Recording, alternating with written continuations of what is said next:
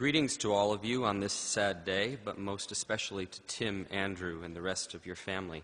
Our hearts go out to all of you in the loss of your brother and uncle, our friend Sam. Warmly, Sam, that was the way he always signed his annual Christmas card to us. Now, if it had been another close friend, I might have expected a little more, a personal greeting, a letter on the events of the year, that is, if I myself ever even got around to sending a Christmas card, something that happens only rarely. But with Sam, warmly about sums it up. The affection he held for and demonstrated regularly to those around him made all of us feel as though we were the most important person in the room. Yes, he was a consummate musician and scholar, but Sam was also an amazing friend. Sam first came to Chehi in 1974, as he often told, to substitute for a teacher who was unable to attend that summer. That substitute position turned into 38 years of joyful service to our organization. He was fond of relaying stories about the number of times Wilmus and Gladys Chehi nearly fired him for his antics in his early years. Whether those antics were singing the arpeggiated bass line in the piano part of Life is a Symphony during sing time, or taking a counselor off campus when he wasn't supposed to, or causing some sort of ruckus in a meeting, or having just a little too much fun at skit night. The truth was that Wilmus and Gladys, like the rest of us, adored Sam. Oh yes, he did have a reputation for making his students cry, but I have often suspected that they cried when they felt they disappointed him, not because he was a harsh teacher. And he certainly was an imp. If you ever have a chance to ask Lillian Pinkham, she will tell you about the many times they pulled pranks on each other. I seem to remember one involving a bathtub and creatures from the river nearby. Well, despite his impishness and his self-proclaimed role as a troublemaker, we all know that Sam was at his heart a peacemaker. I remember after the tragic and sudden loss of another good friend back in the early 90s, Sam just didn't feel like his relationship with that friend was right before he went to heaven. I think he vowed in his heart at that moment to never let anything, if possible, get between himself and another person again. And he urged all of us to follow his example.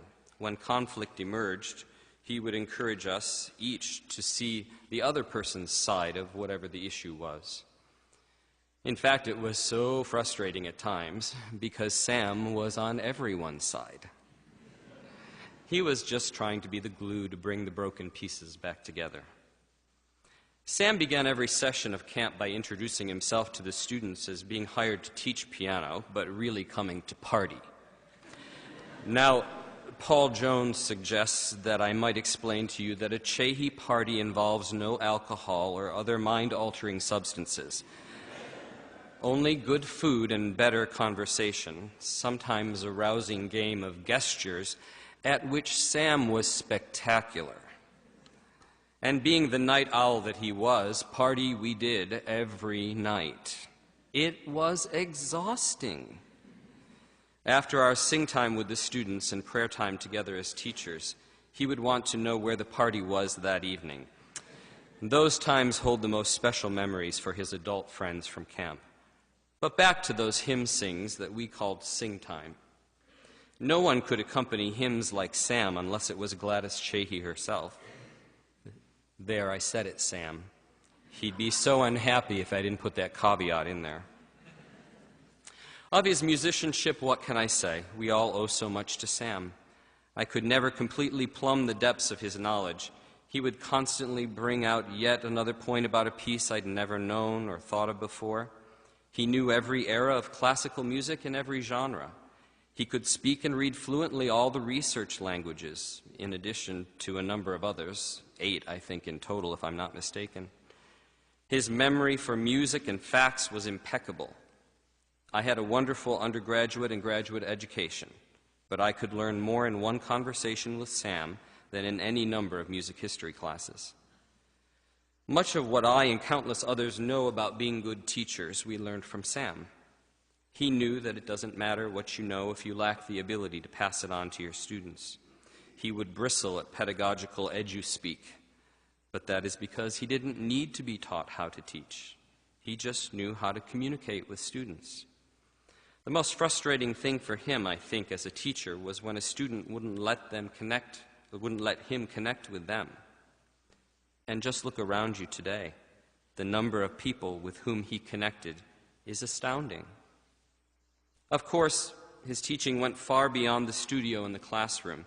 I have heard many refer to him as their life teacher, and I certainly count myself among them. Whenever Sam was going to be speaking to the boys at Chahy during their dorm devotions, I tried to make sure I could be there to listen. Hearing him share about his love for the Lord was at least as riveting as hearing him share about music. Here was a theologian who knew his God as well as any mortal could. These past few days I have been reminded of the verse toward the end of 1 Corinthians 13, that beautiful love chapter that says, "For now we see only a reflection as in a mirror. Then we shall see face to face. Now I know in part. Then I shall know fully, even as I am fully known."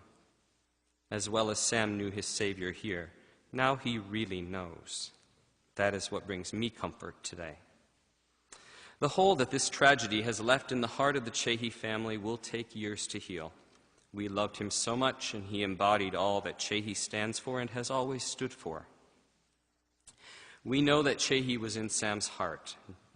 Dear friend, we'll always keep you in ours. May I quote your good friend Wilmus, with whom you are now reunited. Good night, sweetheart. Warmly, Floyd.